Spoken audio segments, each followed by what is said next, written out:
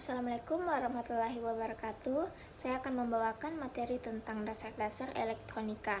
Sebelum itu, perkenalkan nama saya Aisyah Aulia Halmi dari kelas PT IKB dengan NIM 20020950100105. Kita masuk pada materi yang pertama, yaitu elektron dan proton. Elektron merupakan satu dari tiga materi yang menyusun struktur atom. Pada dasarnya, setiap materi atau benda terdiri atas atom, di mana atom itu terdiri atas nukleus, di dalam nukleus itu terdiri atas proton dan neutron, dan juga elektron. Proton, neutron, dan elektron menentukan karakteristik kelistrikan setiap materi. Hal itu menjadi penentu setiap materi dapat digolongkan sebagai konduktor, semikonduktor, atau isolator. Nah, pada tampilan gambar di sebelah saya ini terdapat nukleus yang terdiri atas proton dan juga neutron. Proton bermuatan listrik positif dan juga terdapat elektron yang bermuatan listrik negatif.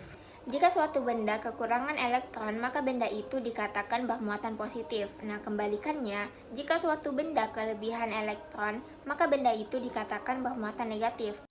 Bagaimana jika muatan positif dan muatan negatifnya sama? Nah, maka benda itu dikatakan netral.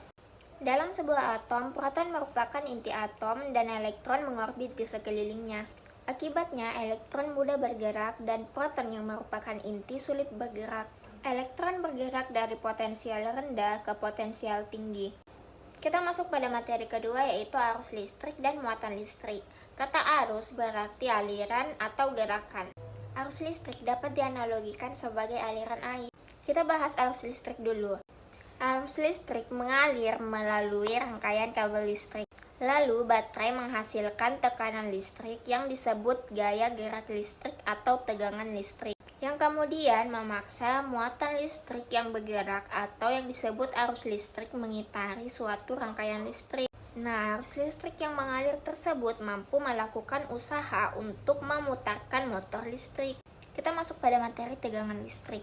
Tegangan listrik adalah suatu beda potensial antara dua titik yang mempunyai perbedaan jumlah muatan. Tegangan listrik juga sering dianggap sebagai gaya mendorong yang menyebabkan perpindahan elektron dari titik yang satu ke titik yang lainnya melalui perantara konduktor. Di mana semakin besar tegangan yang diberikan, maka semakin kuat pula dorongan yang dilakukan oleh elektron dalam suatu rangkaian listrik.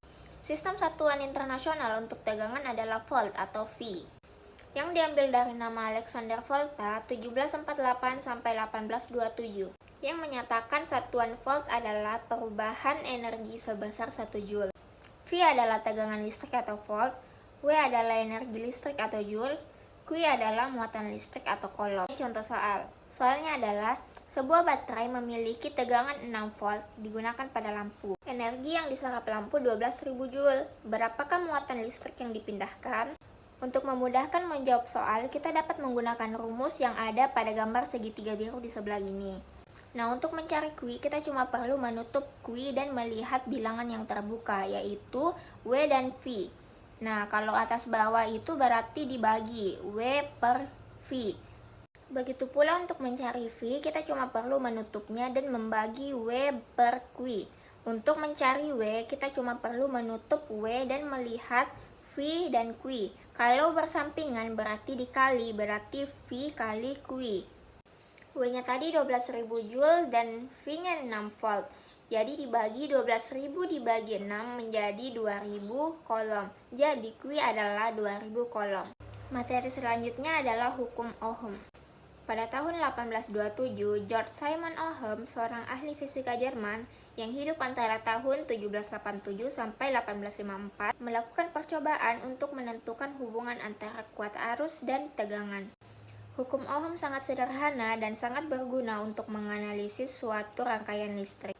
Persamaan Ohm juga sangat mudah digunakan untuk mencari tegangan dan arus. Contoh soal, sebuah lampu pijar dihubungkan pada tegangan 127 volt dan dialiri arus listrik sebesar 1,5 ampere. Pertanyaannya, berapa besar resistansi lampu? Kita dapat menjawab soal tersebut dengan menggunakan segitiga lagi.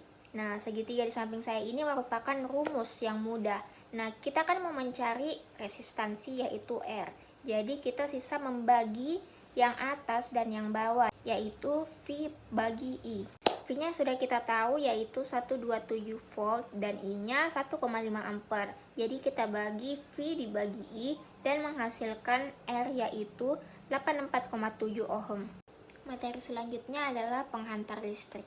Penghantar adalah suatu benda yang digunakan dalam teknik listrik atau elektronika untuk mengalirkan arus listrik dari sumber listrik ke beban listrik. Setiap bahan memiliki susunan atom yang berbeda. Letak proton pada setiap bahan tidak sama dan tidak teratur. Elektron-elektron selalu mengelilingi proton karena antara proton dan elektron ada gaya tarik.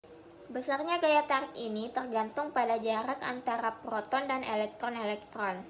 Bahan yang dipakai dalam teknik listrik dan teknik elektronika dapat dibagi menjadi 3 bagian. Yang pertama adalah konduktor atau penghantar, yang kedua adalah isolator atau penyekat, yang ketiga adalah semikonduktor atau setengah penghantar. Bagian pertama yang akan kita bahas yaitu konduktor atau penghantar. Konduktor merupakan suatu bahan yang dapat menghantarkan listrik. Bahan penghantar mempunyai banyak elektron-elektron bebas, sehingga dengan mudah dapat dipengaruhi keadaan sekitarnya. Elektron-elektron bebas ini dapat meninggalkan daya tarik proton apabila mendapat pengaruh dari luar seperti tegangan listrik, pukulan, dan panas. Tegangan listrik ini menyebabkan elektron bebas bergerak atau mengalir. Contoh bahan-bahan konduktor. Pada umumnya, bahan penghantar atau konduktor terbuat dari logam, karena kebanyakan logam dapat digunakan sebagai penghantar listrik. Misalnya tembaga, besi, perak, krom, nikel, dan sebagainya. Sekian banyak logam yang umum dipakai sebagai penghantar adalah tembaga murni. Untuk keperluan tertentu digunakan juga kawat dari aluminium, bronze, atau besi. Selain bahan logam, arang dan macam-macam zat cair yang mengandung zat asam atau garam dapat dialiri arus listrik. Materi selanjutnya adalah bentuk-bentuk bahan konduktor. Bentuk-bentuk bahan konduktor terbagi atas 2 jenis, yaitu bentuk padat dan bentuk cair. Untuk bentuk padat terdiri atas aluminium, seng, timah, dan lain-lain, dan untuk bentuk cair ada larutan asam basa dan garam. Selanjutnya kita masuk pada materi sifat-sifat bahan konduktor. Sifat bahan konduktor ada 6, yaitu daya hantar panas, daya hantar listrik, daya elektrotermo, koefisien temperatur tekanan, koefisien suhu tahanan, dan kekuatan tegangan listrik. Bagian kedua adalah isolator atau penyekat. Bahan penyekat atau isolator adalah jenis bahan yang sulit menghantarkan listrik. Hal ini disebabkan oleh struktur atomnya. Elektron terikat kuat oleh proton atau inti. Elektron dapat terlepas dari intinya apabila tegangan dari luar jauh lebih besar dari daya tarik intinya, yaitu dengan memberikan tegangan listrik yang sangat tinggi. Contoh bahan-bahan isolator. Isolator terbaik adalah isolator yang dapat mengisolir listrik atau panas sampai tidak terjadi kebocoran aliran. Salah satu contoh isolator terbaik adalah karet. Selanjutnya kita akan masuk pada materi bentuk-bentuk bahan isolator.